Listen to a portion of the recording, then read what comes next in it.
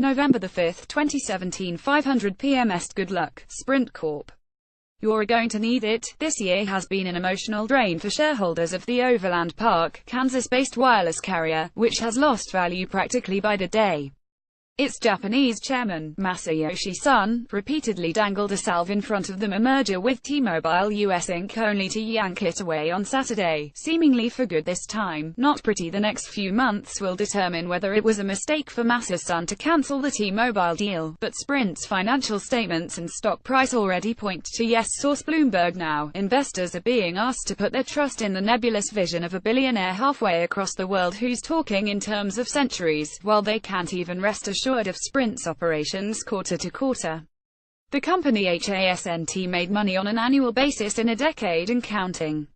Its free cash flow from the past 12 months is barely positive, and its $38 billion debt hurdle easily clears the value of its equity.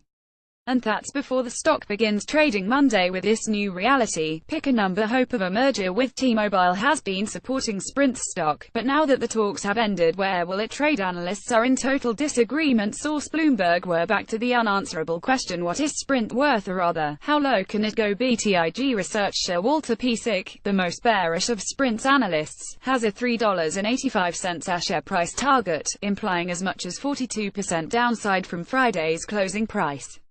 And if that sounds improbable and overly pessimistic, Sprint's been there before. It was only 22 months ago that the stock collapsed to a low of $2.45. It's managed to squeak by since then, slashing costs and offering promotions, lately desperate ones, to attract customers, even as its brand value eroded.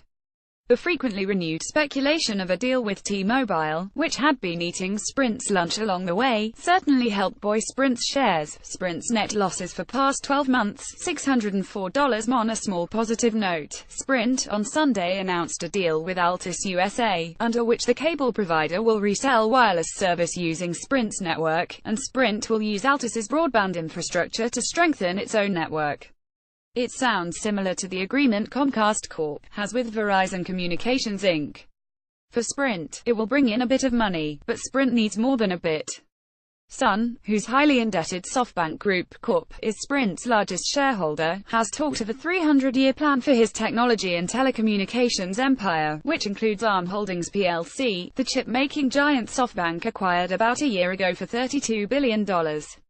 I will say, for all those up-and-coming business leaders mainly in Asia being labeled as the next Warren Buffett, when Sun speaks he is certainly convincing and amiable in a way not unlike Buffett is. Check out this recent interview for Bloomberg.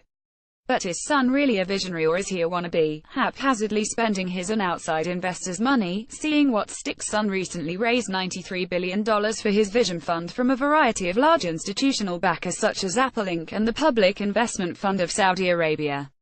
There have been some questions about whether the Vision Fund could hypothetically be used somehow in connection with helping Sprint, but that's unlikely given that the fund's pitch was for cutting-edge technology like the Internet of Things and artificial intelligence. Sprint does have the largest swath of 2.5 GHz spectrum licenses in the US, which is largely what drew Sun to the company.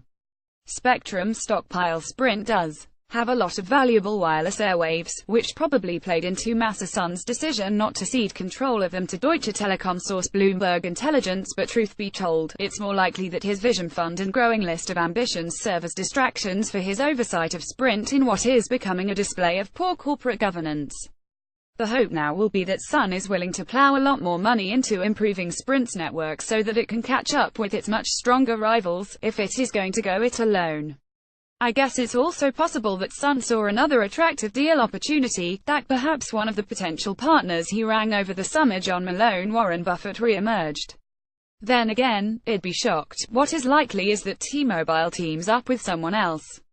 It's by far the most appealing candidate right now, while the business' impressive growth run is also probably going to start slowing from here, making it a good time to join forces with someone else.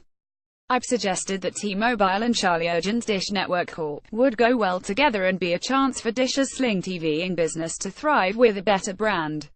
Meanwhile, Dish is sitting on a load of valuable spectrum that isn't being used as its satellite TV business continues to lose subscribers. Charter Communications Inc., Comcast Corp., and others could also look at T-Mobile. As for Sprint, look out below. This column does not necessarily reflect the opinion of Bloomberg LP and its owners. To contact the author of this story, Tara LaChapelle in New York, at lachapelle@bloomberg.net, or contact the editor responsible for this story, Beth Williams, at bwilliams@bloomberg.net.